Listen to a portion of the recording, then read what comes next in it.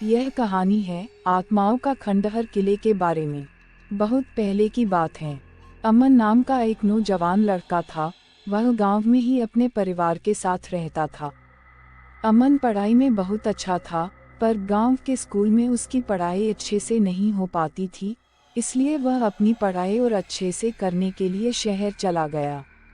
एक रात अमन अपने कमरे में बैठकर पढ़ाई कर रहा था।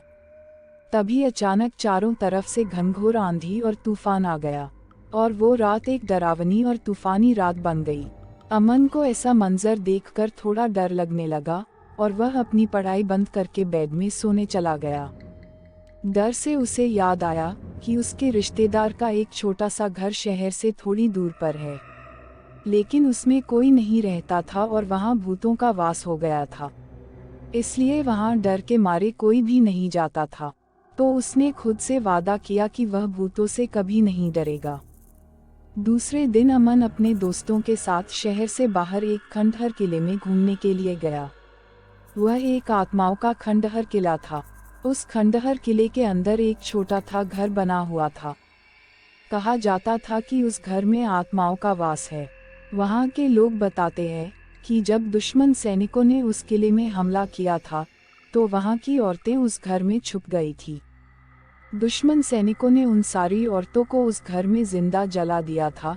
तब से उन औरतों की आत्माएं उस घर में भटकती है।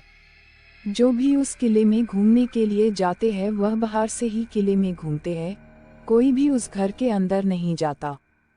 पर अमन ने खुद से वादा किया था कि वो भूतों से नहीं डरेगा, इसलिए उसने घर में जाने का फैसला किया। अमन से सारे दोस्तों ने उसे अंदर जाने से मना किया, पर अमन नहीं माना। उसने अपने दोस्तों से कहा, भूतों से मैं नहीं डरता, तुम लोग देखना भूत मेरा कुछ नहीं कर सकते, मैं सही सलामत वापस आ जाऊंगा। तुम लोग थोड़ी देर मेरा इंतजार करना, मैं अंदर से घूम के आता हूँ। जैसे ही अमन घर के पास गया, उसकी दिल की धड़कन तेज तेज से धड़कने लगी। वहाँ पे खिड़कियों से ठंडी हवा आ रही थी और छत से पानी टपक रहा था, जिससे ऐसा लग रहा था कि अभी भी इस घर में कोई रह रहा है और घर जैसे आज भी जीवित हो। उसने एक गहरी सांस ली और धक्का देकर एक बहुत ही पुराने और अजीब से दरवाजे को खोल दिया। घर का भीतरी भाग बाहर से भी अधिक भयानक और डरावना था। उस घर की फर्श सड़ गई थी और दीवारें जाले की परतों से ढकी हुई थीं। फिर उसने जालों को हटाते हुए एक कमरे में गया, और जैसे ही कमरे के अंदर गया, उसे महसूस होने लगा कि कोई उसका पीछा कर रहा है। अमन ने इस बात को नज़रअंदाज किया और आगे बढ़ गया।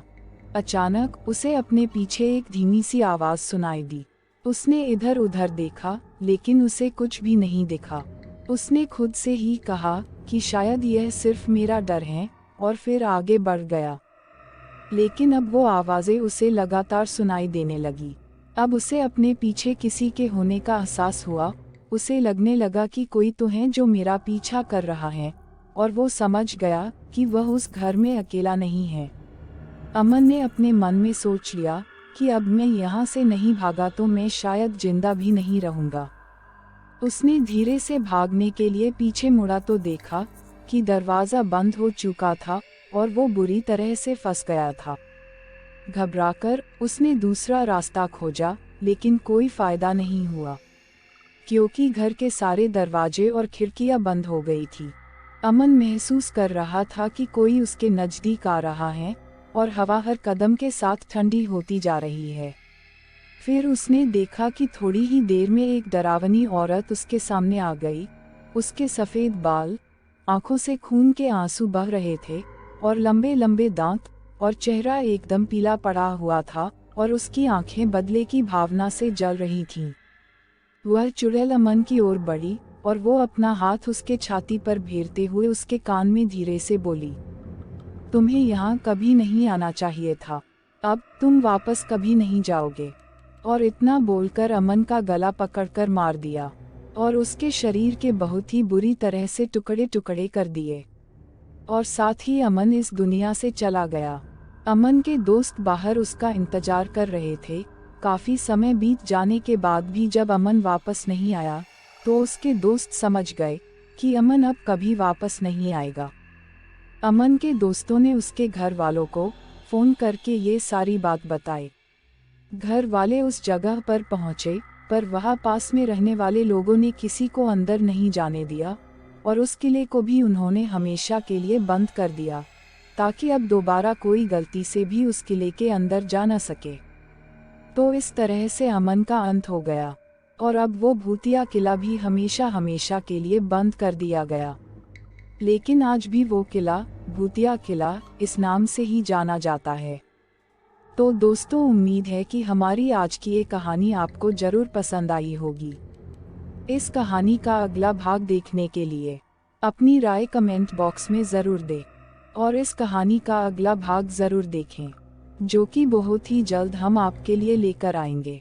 अगर आपको इसी तरह की डरावनी कहानियाँ पसंद है तो प्लीज़ हमारे इस YouTube चैनल को सब्सक्राइब ज़रूर करें और बेल आइकॉन प्रेस करें, ताकि हमारी अगली कहानी की नोटिफिकेशन आप तक सबसे पहले पहुंचे और आप उसका आनंद ले सके।